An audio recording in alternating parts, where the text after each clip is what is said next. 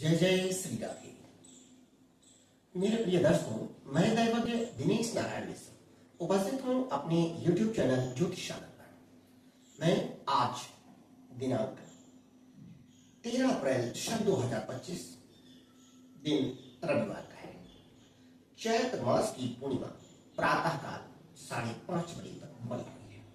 तत्पश्चात वैशाख मास लग जाएगा और वैशाख मास कृष्ण पक्ष की प्रथमा तिथि रहेगी और इसी दिन अर्थात 13 अप्रैल को ही प्रातः काल 4:27 पर हमारे भवन भास्कर भगवान सूर्य नारायण अपनी गुरु की राशि मीन से निकल करके अपने मित्र, अपने शिष्य, अपने मंत्री मंगल की राशि मेष में प्रवेश कर जाएंगे और जब मेष राशि में सोमवार के दिन प्रवेश करेंगे उसी दिन मकर संक्रांति मनाई जाएगी। उसी दिन बैसाखी मनाई जाएगी और बैसाख मास की संक्रांति होगी। अर्थात इस दिन नई फसल के आने का विशेष उल्लास और उमंग रहेगा हमारे भारतीय किसानों के बीच में और उस दिन बहुत सारी खुशियां मनाई जाएंगी कि नई नई फसलें हमारे घर में आ रही हैं और सूर्य देवता अपने खरमास राशि से निकल के मेष राशि में प्रवेश करेंगे और इनके इस प्रकार के प्रवेश से हमारी 12 राशियों के ऊपर क्या क्या प्रभाव पड़ेगा, उनके जीवन में क्या परिवर्तन आएगा, उनको क्या उपाय करने चाहिए, कैसे अपने आप को व्यवस्थित करना चाहिए, इस बात को ध्यान में रखते हुए आज हम चलते हैं अपनी पहली राशि पे मेष संक्रांति का फल लेकर के। मेष संक्रांति में अब सूर्य नारायण जहां आपके द्वादश भाव में उपस्थित थे और ये आपके पंचमेश थे, आय विद्या और संतान के मालिक थे। वो द्वादश भाव में उपस्थित थे इसलिए एक माह से अर्थात आपके स्वास्थ्य से संबंधित कोई ना कोई समस्या चल रही थी, सर में पीड़ा थी, बहुत सारी छोटी मोटी समस्याएं आई, धन की भी कमी थी, बुद्धि जैसे बंद सी हो गई थी, ऐसा एहसास हो रहा था। लेकिन अब सूर्य के लग्न में आते ही आपका स्वास्थ्य अच्छा होगा, आपका मान सम्मान बढ़ेगा, आपकी दैनिक आय में वृद्धि होगी और आपका दाम्पत्य जीवन भी अच्छा होगा। अगर कोई रोग व्याधि या पीड़ा आपको सता रही थी तो उससे आपको मुक्ति मिलेगी और आपको नई विद्या अध्ययन, नए प्रकार के ज्ञान प्राप्त होने के चांस, मौके मिलेंगे। तो इस प्रकार से प्रतिदिन आप सूर्य को जल देते रहें। कुछ पल गायत्री मंत्र या सूर्य के बीज मंत्रों का जप करेंगे। आप गुलाबी, लाल या पीले रंग का वस्त्र धारण करेंगे। आपके लिए दिन बहुत अच्छा होगा। जय जय श्री राधे। हम अब बात कर रहे हैं इस मेष संक्रांति की जो द्वितीय राशि है वो है वृषभ। अब वृषभ राशि के द्वादश भाव में सूर्य देवता उपस्थित होंगे अर्थात वृषभ राशि वालों को सूर्य को अर्घ्य देना, सूर्य के मंत्रों का जप करना, स्वर्ण आदि धारण करना आपके लिए बहुत अच्छा है। संभव है कि आपको, अगर आप हृदय से संबंधित किसी बीमारी से पीड़ित हैं या हड्डियों से संबंधित कोई समस्या है तो आपको सूर्य के मंत्रों का जप, दान बढ़ा देना चाहिए। और साथ ही साथ वृषभ राशि के सुख के कारक भी सूर्य हैं, तो आप मान के चलें कि आपको कहीं ना कहीं सुख में भी कमी होगी। आप बहुत ही सोच समझ करके अपने धन को खर्च करें, अन्यथा संभव है कि आप अपनी गलत जगहों पे अपने धन का व्यय कर सकते हैं और सरकारी पक्ष से भी कोई विशेष लाभ या सहयोग मिलने की उम्मीद अभी नहीं दिखाई दे रही है और पुराने ऋण जो है वो भी आपसे अब मांगा जा सकता है। लेकिन ध्यान रखें, सूर्य नारायण है, आत्मकारक है। आप सूर्य की पूजा करें, उनके मंत्रों का जप करें, सब कुछ कुशल मंगल होगा आपका। जय जय श्री राधे। हम बात कर रहे हैं अब अपनी अगली राशि मिथुन की। आज मिथुन राशि के एकादश भाव सूर्य की उपस्थिति अर्थात आपके कार्य व्यवहार में सुधार, आपके बाहुबल में वृद्धि, आपके मित्रों और परिवार के लोगों का, बड़े भाई बंधुओं का सहयोग और नए नए ज्ञान से धन अर्जित करने का एक विशेष मौका आपको मिल रहा है। तो आप सूर्य को जल दें, गायत्री मंत्र का जप करें, गायत्री माता की साधना करें तो आपको विशेष लाभ मिलेगा। संभव हो गेहूं, गुड़, चने की दाल आप गौ माता को खिलाएं भी तो भी आपको विशेष लाभ मिलेगा। जय जय श्री राधे। हम बात कर रहे हैं अपने राशि चक्र की अगली राशि जो है कर्क। कर्क राशि के 10वें भाव में सूर्य देवता की उपस्थिति अर्थात आपके मान सम्मान में वृद्धि के साथ ही साथ आपके कर्म में विशेष सुधार का योग बना हुआ है और आपके जिसके फलस्वरूप आपके सुख समृद्धि में वृद्धि होगी। आपके पिता का स्वास्थ्य अच्छा होगा और उनका भी मान सम्मान बढ़ेगा।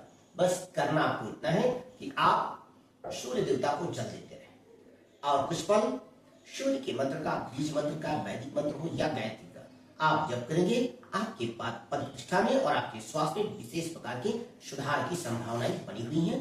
जय जय श्री राधे।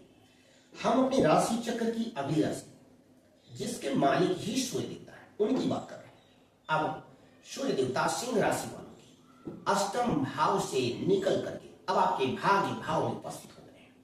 जब लग्नी स्वयं भाग्य भाव में उपस्थित हो तो व्यक्ति के भाग्य में विशेष समृद्धि का, विशेष सुधार का योग बनता है। अर्थात आपने जो अभी तक मेहनत किया था उसके फलस्वरूप आपके भाग्य में सुधार होगा, जैसे आपके कार्य में सुधार होगा, आपके सभी प्रकार के कार्य बनने लगेंगे, माता पिता का स्वास्थ्य अच्छा होगा और उनको भी विशेष लाभ मिलेगा। बहुत ही प्रकार के आप शारीरिक और मानसिक आर्थिक पीड़ाओं से अब मुक्त हो जाएंगे। जो आप पिछले महीने से शारीरिक, मानसिक और आर्थिक पीड़ा में से परेशान थे, उस पीड़ा से मुक्ति का समय आ गया है। आपको भी माणिक रत्न धारण करके और सूर्य देवता का पूजन करना चाहिए। जय जय श्री राधे। हम बात कर रहे हैं अब अपनी अगली राशि कन्या की। आज कन्या राशि के सूर्य देवता अष्टम भाव में चले गए हैं। सूर्य का अष्टमस्थ होना कहीं न कहीं स्वास्थ्य संबंधी समस्या को क्रिएट करते हैं। हड्डी में पीड़ा हो सकती है, हार्ट संबंधी भी समस्या हो सकती है या डायजेशन के शिकार हो सकते हैं। करना आपको क्या है, आपके द्वादश भाव के अर्थात खर्च भाव के मालिक है, तो भी आपको सूर्य को जल्दी करके सूर्य के मंत्र का जप करना चाहिए और थोड़ा सा गेहूं भिगो करके गुड़ और चने की दाल के साथ प्रतिदिन गौ माता को खिलाते रहें, आपको विशेष लाभ मिलेगा। संभव है आप अपने गले में सोने की कोई वस्तु या वस्तु धारण करें। जय जय श्री राधे।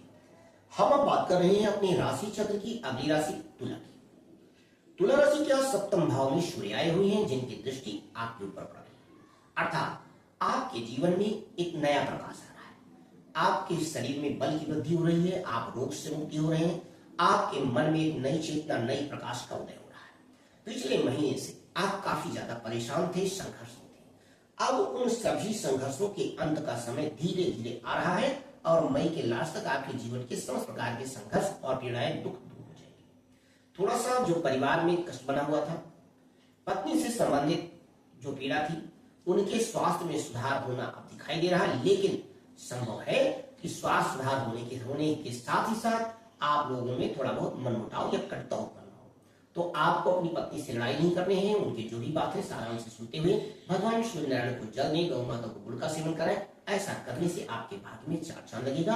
जय जय श्री राधे। अब हम बात कर रहे हैं अपनी अगली राशि वृश्चिक की। वृश्चिक राशि के आज छठे भाव में सूर्य की उपस्थिति है, अर्थात अब आपके शत्रु आपसे परास्त होंगे और विदेशों से भी आपको व्यवसायिक लाभ मिलने का योग बन गया है। जब छठे भाव में सूर्य होते हैं तो आपको दिग्बली बनाते हैं, अर्थात जो आप अथक परिश्रम इतने दिनों से कर रहे थे अब उसका लाभ आपको मिलेगा। आपके बच्चों का स्वास्थ्य अच्छा होगा और उनमें भी विकास के और ज्ञान की नई नई बातें प्रस्फुटित होंगी। सब मिलाकर के आपका दिन भी अच्छा है। बस आप सूर्य के मंत्र का जप अवश्य करें। अगर आप ऐसा करते हैं तो आपको विशेष लाभ मिलेगा। जय जय श्री राधे। हम अपनी बात कर रहे हैं राशि चक्र की। जो अगली राशि है धनु, और धनु राशि के भाग्य के मालिक सूर्य देवता, वो आज पंचम भाव में स्वयं उपस्थित हैं और भाग्य पर दृष्टि डाल रहे हैं।